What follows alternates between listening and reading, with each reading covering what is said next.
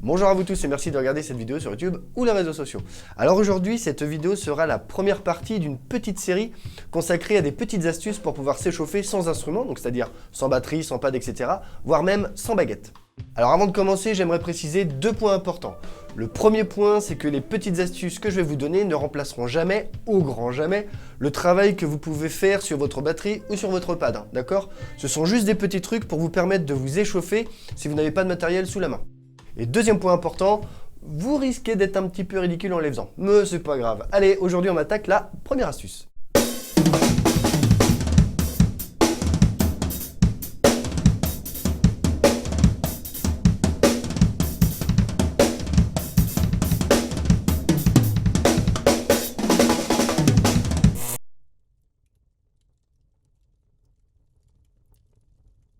Alors je l'ai apprise lors d'une masterclass organisée par mon pote John Petitjean, le gérant du Creative Drum Center à Rennes.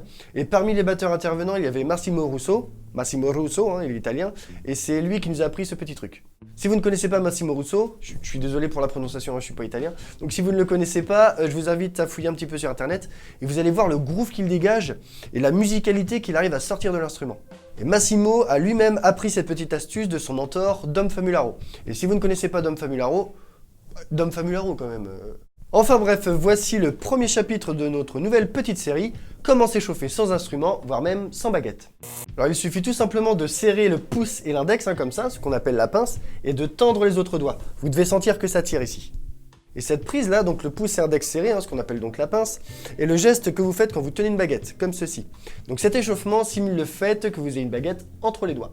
Alors le but de ce petit échauffement, c'est de garder en permanence la pince serrée, d'accord? Et avec les autres doigts qui sont tordus, vous allez essayer de les rabattre rapidement pour essayer de produire un son. Ok? Alors cet exercice vous permet de travailler la force, la souplesse et donc la rapidité et l'endurance de vos doigts. Mais pas que. Si vous venez de l'essayer, peut-être qu'il n'y a aucun son qui est sorti de vos doigts. Et c'est normal, parce qu'en effet, si je le fais mal, ça donne ça. Et oui, c'est tout à fait normal, parce que si je le fais juste avec un doigt à la fois, comme ça, on se rend bien compte qu'il n'y a quasiment pas de son qui sort. Par contre, si je mets bien mes trois doigts en même temps, d'accord, là, il y a un son qui se produit. Pour produire ce bruit, il faut que vos trois doigts soient synchronisés, coordonnés, d'accord?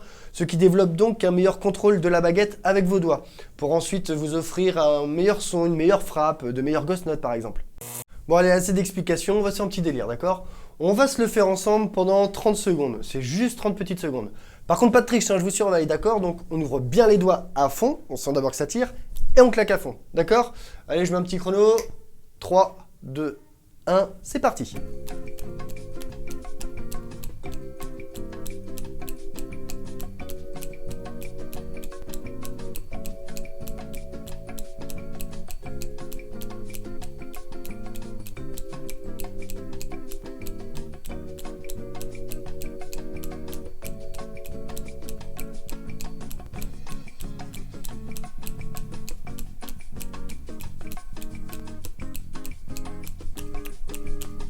Ok, alors ça a été, ça chauffe Donc si je résume l'utilité de ce petit échauffement, il vous fait travailler la force et la souplesse, et donc la rapidité et l'endurance de vos doigts, et aussi leur synchronisation pour vous permettre de développer un meilleur contrôle de la baguette. Pas mal Et ce qui me fait marrer, c'est de savoir que maintenant vous serez plusieurs centaines, voire même plusieurs milliers à faire ce petit geste ridicule dès que vous en aurez l'occasion. Comme par exemple chez vous, ou même, je sais pas, dans votre voiture si vous êtes à un feu rouge, dans les bouchons, au bureau, pourquoi pas sur le trône aussi. Et je suis sûr qu'à chaque fois vous penserez à moi. Enfin, pas forcément quand vous êtes sur le trône, enfin vous avez compris. Bon bah sur ce, c'est déjà la fin de cette vidéo, qui était donc la première de notre petite série consacrée aux astuces pour pouvoir s'échauffer sans instrument, voire même sans baguette. J'espère qu'elle vous a plu, si c'est le cas, vous pouvez cliquer sur le petit pouce en l'air, merci. Et comme je vous le dis à chaque fois, n'hésitez surtout pas à partager cette vidéo et à parler de cette chaîne autour de vous, je compte sur vous. Et si ce n'est pas déjà fait, vous pouvez aussi vous abonner à cette chaîne pour être les premiers informés de la sortie d'une nouvelle vidéo. Et comme d'habitude, commencez doucement, soyez patients et surtout, faites-vous plaisir. Bye.